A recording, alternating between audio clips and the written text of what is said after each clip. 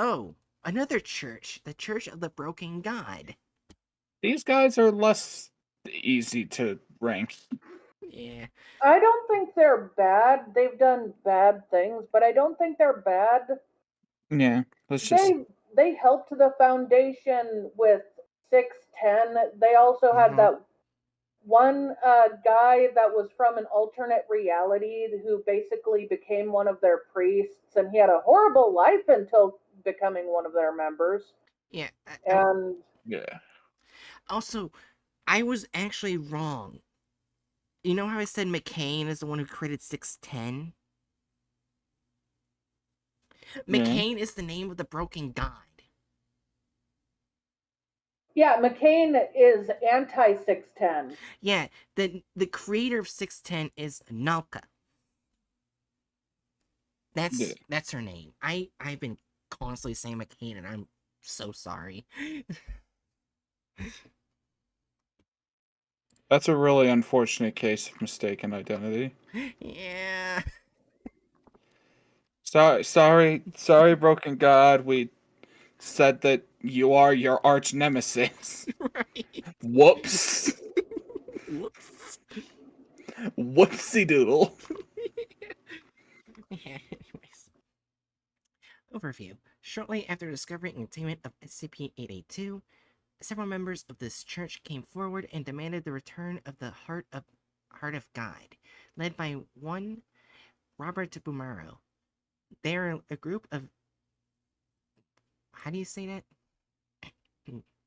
Zealots. Believing many of the SCP items to be parts of a god that was broken after the creation of the universe. Quick, before I say anything else, the god doesn't want to come back. Yeah, he doesn't want to come back because his broken parts help hold back the god of instinct. Yeah. Who wants to destroy the universe that the broken god wants to protect. The broken god wants people to think, to evolve, and to be able to grow without him, so he can protect them. Right.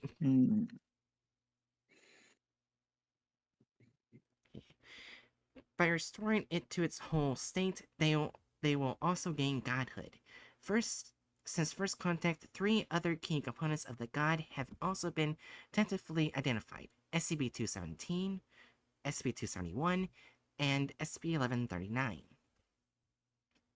They are extremely hostile to Foundation operatives, branding them heretics, and will attempt to kill operatives and break containment of SCP items.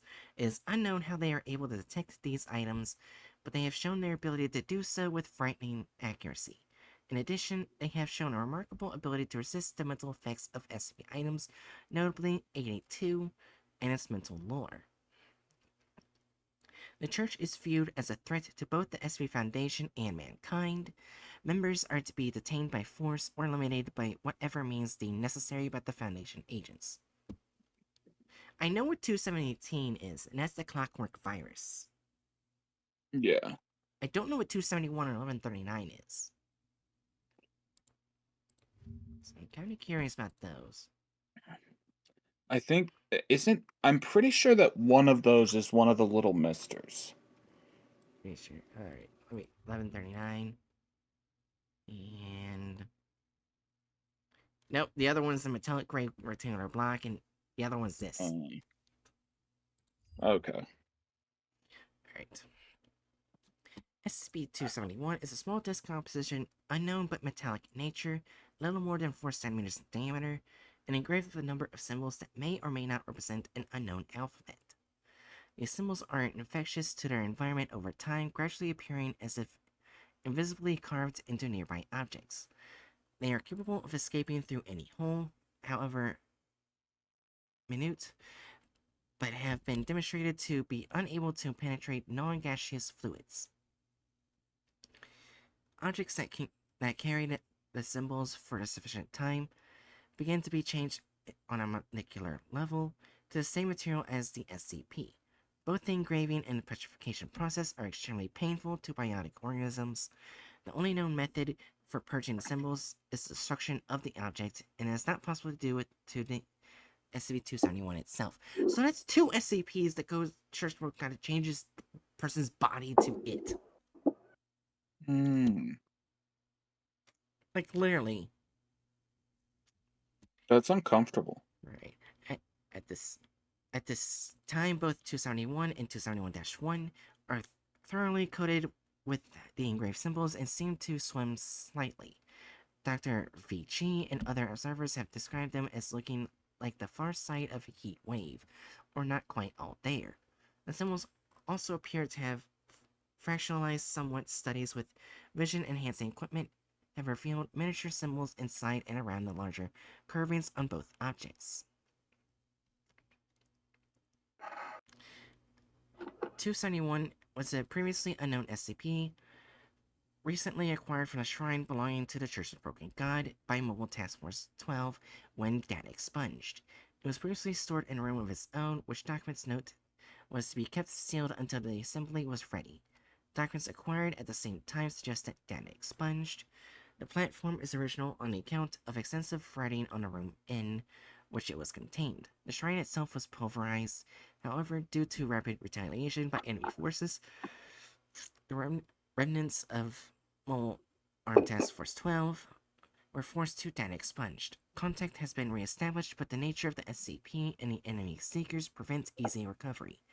It is currently considered more advisable for an SCP to remain hidden if comparatively unprotected than to attract attention by launching a very expensive recovery mission.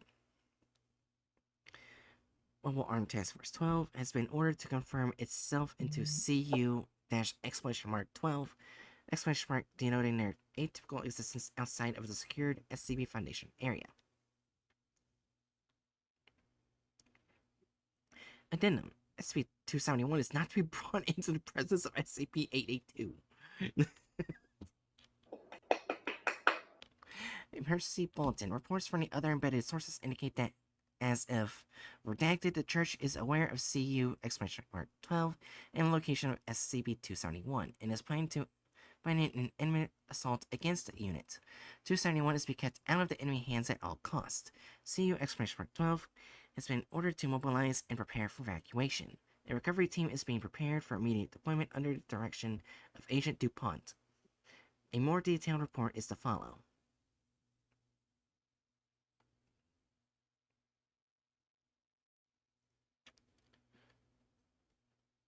So, basically what we're getting so far, the Church of Broken God and SCP Foundation do not like each other. Yep. Which makes sense because they want to secure, contain, protect. Also, the SCP Foundation has heard from the pieces of the god that they've secured and protected that it does not want to be put together. And plus, when it does go together, it goes on a rampage. Yeah. Okay, I kind of want to know what 882 is and why it can't be put near each other. Alright. SCP-882 appears to be a random assembly of gears, cables, pulleys, screws, and belts, all made of an amalgam of various metals. Object size at time of recovery was approximately 87 cubic meters. Current size is approximately 12 cubic meters. 882's rust quickly in seawater. No identifiable energy source has been found, but all components will begin to move if not coated in rust. 882 is completely silent at all times, no matter what level of activity 882 reaches. Oh, I see what it is. Any metal touching the object... Yeah, right here. This is the thing that, sucks metal in. Yeah. And incorporates it into its structure. Yeah. Uh-oh. Note, 882 is not to be brought in the vicinity of 271, which I already know, or is subject possibly contaminated by 217. How fun. Yeah. Alright. So, do we need to see another SCP, or...?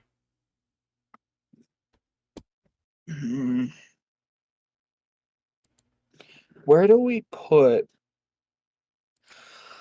people that could potentially destroy the world? but don't actually mean to. Right. Yeah, they obviously believe in a good, but they're so stupid, they might actually accidentally destroy the world. I think they're, like, not all the way at the bottom, because at the same time, they also help with ending 610, because they constantly go to war with it. Oh, Adurno, we're not doing Yeah. key to tier listing. We're tier listing the groups of interest Yeah.